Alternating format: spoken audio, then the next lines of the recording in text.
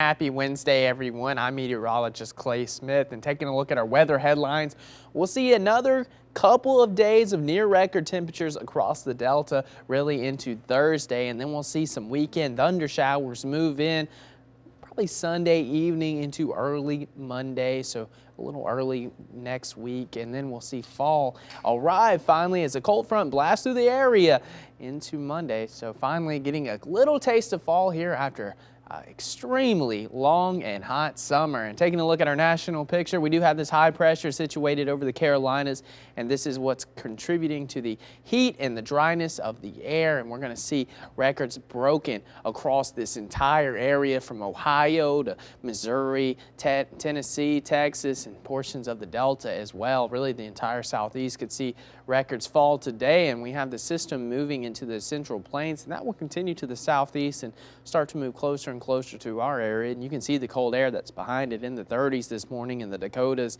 and Montana, 40 in Denver, 46 in Salt Lake. So it is a cool start to the morning out there, but for us, we're pretty mild in the mid-70s. And taking a look at our radar, it's looking good this morning across the entire Magnolia State. We just saw Vicksburg, traffic moving smoothly down on I-20, and there's plenty of sunshine out there.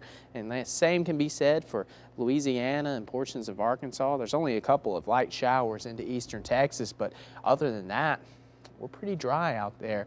And taking a look at our future forecast, we do have this high pressure. We just saw that it's been very persistent, and it's going to continue to be persistent through Thursday. And then we see a frontal boundary starting to make its way closer and closer to the Delta. Now, this front isn't going to be the main one that's going to cool us down, but it may spark a few isolated showers Thursday evening, and it will help to cool us down a couple of degrees. It will go from the mid-90s, upper 90s to lower 90s, so that will be at least somewhat pleasant, and the humidity will drop a little. But the best chance of rain is going to be to our south on Thursday into Friday, and this boundary will eventually stall out as it gets to the coastline, and will clear out Friday into Saturday. So if you have any weekend plans, it's looking good until about Sunday evening. And then we see our next player come in, and this cold front is what's going to actually bring us a taste of fall. Temperatures are going to drop, and we'll see a chance of rain as well as this cold front moves in. And speaking of that, you can see cold front passage is going to be sometime between Sunday evening and Monday morning, and that's when our best chance of rain will be. We'll have a slight chance this weekend, about a 10%, and then we'll see that chance of an isolated shower Thursday evening. But currently, we're looking pretty good, warming up quickly this morning, already in the mid-70s in Greenville, and Greenwood can say the same. 75 degrees. We'll be heading towards 80 by the 9 and 10 o'clock hour pretty quickly, and the rest of the region warming up as well, generally in the low to mid-70s. Still a couple of upper 60s here and there, but for the most part, we have warmed up into the mid-70s across the region, and we're well on our way to another hot day.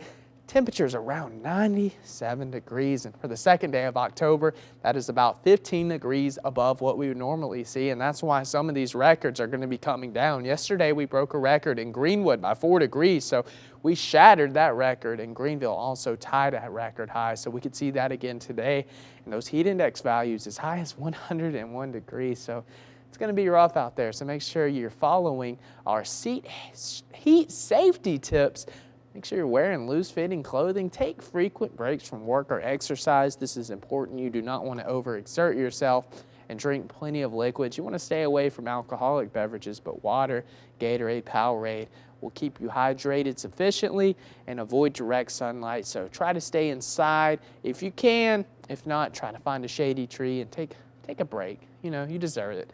And for tonight, we're going to cool back into the lower 70s, mostly clear skies, and we'll see light and variable winds during the overnight hours. And taking a quick look at our 7-day forecast, the next 2 days are going to be hot, very hot for this time of the year. We cool down a little Friday with that weak frontal boundary, and then the real front moves in Monday, giving us that chance of rain. And look at Tuesday. It's going to be in the 70s with those overnight lows dipping into the mid-50s. So, Faith, what do you think about that? Clay, as we prepare for Friday Eve, I'm getting more excited because I'm looking at Tuesday, and I know cooler days are coming, but you're giving us heat safety tips in October, Clay. What is that about? Hey, it's not my choice, but when it's going to be 97 degrees and we're going to have heat indexes above 100 degrees, it's always good to have those tips out there for the public. You know, we want to keep That's so everybody true. safe. That's the most important thing, and we'll Yes. get through this, and we'll eventually cool down as we head into Monday. All right, we're so excited about that. Thank you so much, Clay, for that update on this morning.